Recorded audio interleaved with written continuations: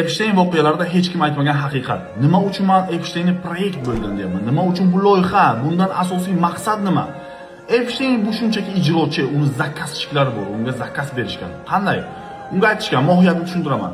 Mana bu sanga orol, u yerda bino qurasan. Binoni xuddi Quddusga o'xshab qurasan. Bu nima uchun edi? Dinlarning ustidan izdivatsiya qilish uchun. Chunki eng qadimiy, eng muqaddas joy shu yer. Shunaqa qilib qurasan va uning ichida nima qilasan? Vechirinka qilasan, tadbir qilasan. Ya'ni pedofilizm 7 yoshdan 14 yoshgacha bo'lgan bolalarni, qizlarni yig'asan. Va dunyoda e'tibor bering. Dunyoda insonlarga ta'siri juda ham katta bo'lgan mashhurlar bo'ladi.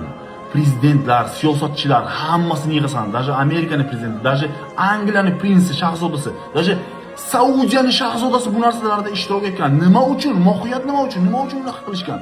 Chunki ularni shu yerga olib kelib, shu bo'layotgan pedofilizmda ularni ishtirokchi qilib, ularni zaps qilib, saqlanib qilib, report qilib, keyin ularni ishlatish uchun.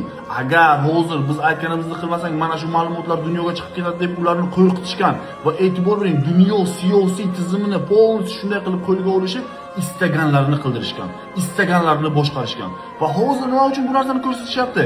Ko'rib qo'yinglar. Даже sizlarni boshqarayotganlarni ham biz boshqaryapmiz deyapti.